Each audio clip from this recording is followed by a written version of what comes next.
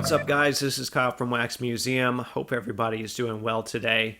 Some of you might remember back in April I did a video that showed how I made custom trading cards, and I got a lot of good feedback from that. So I decided I would also show you how I make custom cut autograph trading cards. And the idea is fairly similar to how I made my previous cards, except now there's this autograph component in there that has to be added. So it's a little tricky, so I decided I would go ahead and show you how to do that.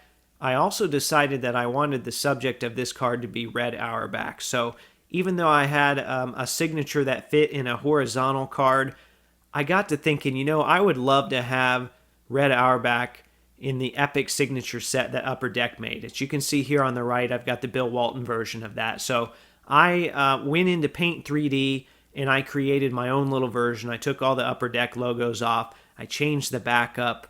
I'm not going to show you how to use Paint 3D on here. There are a lot of great tutorials on YouTube how to do that. So you want to go ahead and check those out if you're interested.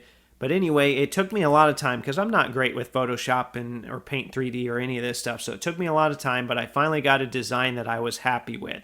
So the next step was to go to Walgreens.com and put in a photo order. So I put in a photo order for some 4x6s. As you can see, it didn't cost me much. I ordered 6 prints. And you always want to check for photo codes whenever you're doing Walgreens, which is what I did. I think they had either a 40% or a 50% code. So I took that. I put that in there. And these were very, very cheap. So that way, if you mess some up, it's all right. So then the moment of truth came. Sometimes you'll get these back from Walgreens and they look kind of blurry. But this batch looked pretty good. So far, so good. Now it's on to the actual manufacturing process. Okay, so some of you might have seen the first custom video that I did, which simply involved adhering the card to the poster board and cutting it out, and there you had it. This one's a little bit different because it's got a cut autograph in it, and I talked on another video about getting an autograph that wasn't the right size. So this was the first Red Auerbach autograph that I purchased in a lot. And it's just too big to make a cut autograph out of this. I mean, I could have cut some of the letters off. I've seen some card companies do that before. I just don't like doing that. So instead of forcing this one to work and kind of ruining this signature, which I could probably use for something else, or maybe a vertical or a horizontal cut, I should say, I decided to seek out another one. So I found this one. So what I'm going to do before I start, making a bunch of cuts on this card here, I want to do the cut here on this actual piece, because then what I'm going to do is I'm going to adhere it around the poster board in the same way, but before I do so, I'm going to put this piece on here. So in theory, it'll have a cutout window, and it'll make more sense when you see it here. Now, you can do that in several ways. You can do it with an X-Acto knife. I'm not good with an X-Acto knife, though, and it's going to look like crap. So what I've tried to do in the past, or what I've used in the past, is this 1 1/4 inch scrapbooking punch, and it takes a little bit of practice. So and it's not just going to be one punch. It's going to be probably 2 punches, or I'm going to have to line them up. So this is why, especially when they're like, I don't know, 17 cents a piece or whatever they were, this is why I ordered 6 of these. Because I'm going to mess several of them up, and that's okay. I would rather mess some up and then get the right one in the end instead of just settling for something I'm not happy with. So let's do a bit of a test run here, and let's just try one out.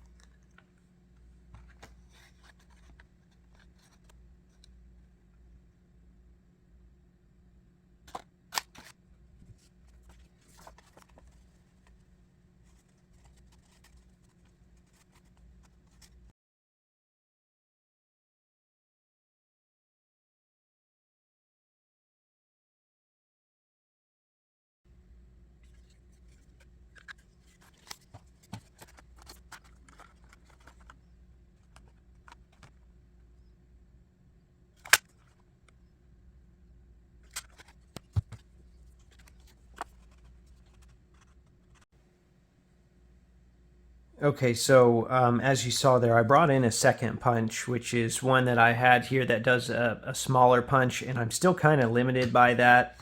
I couldn't get perfectly what I wanted, but I ended up deciding to go with the smaller punch because it almost frames this just perfectly if I twist it in just the right direction.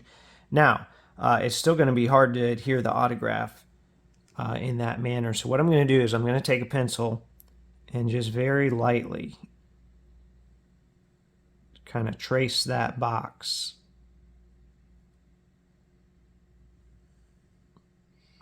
And obviously I'll, erase that later. But that allows me to cut an outline like this kind of around the edges. So that way when I go to glue it in there, it will still fit inside the card. So there's not a lot of room on that outer edge. So, but I will try and leave some room on the outsides there. So that way there's some spot that can get with the spray adhesive.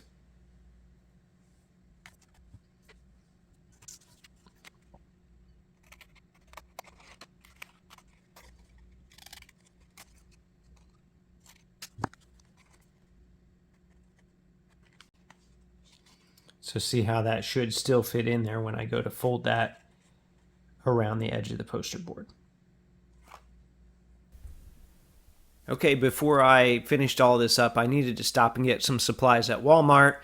You can see that for me at least, the spray adhesive, which is this one right here, is in the same aisle as the poster board, which is convenient because I'm going to use both of those. Someone asked me which poster board I use, and I just use whatever's the cheapest. Just your plain, basic poster board. You don't need anything fancy. You don't want anything too thick. Okay, I know the lighting situation out here is not ideal, but you've seen this step before in another video. All right, and then I've got the autograph on the side here. I've got it ready to go once I get this sprayed. You don't want to waste a lot of time.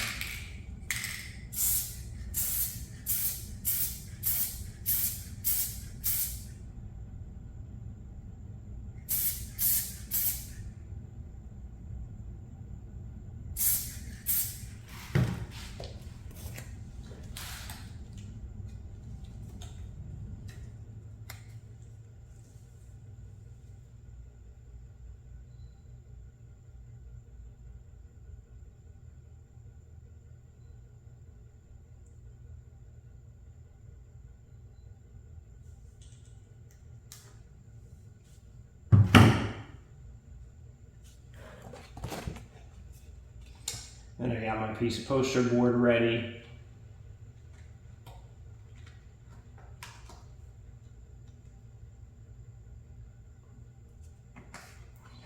Make sure to take another look. The autograph did not slide around, so that's good.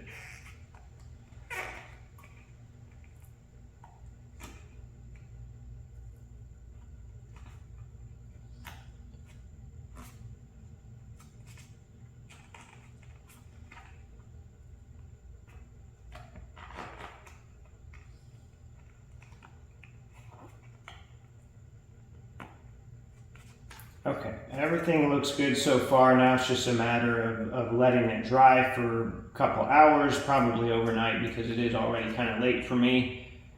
And then I will cut this thing out.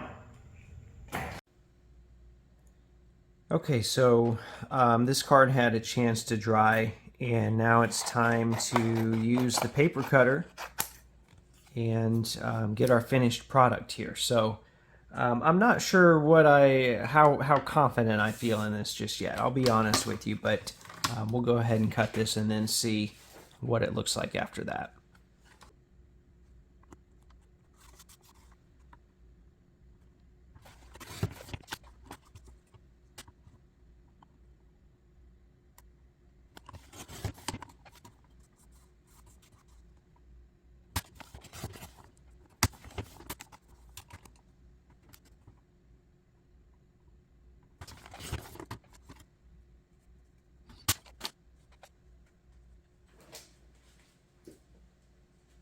Okay, so here we go. I've got it cut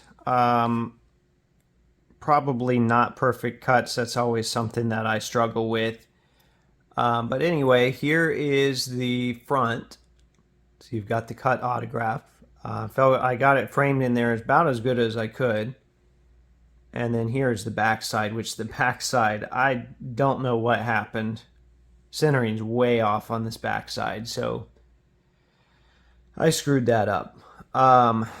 Front side centering is not too bad though, so I can live with that. And it is pretty much the size of a standard trading card here. So I put an actual card behind it, and then it's a little bit thicker than a normal card. So I can live with that. The back is not going to be perfect.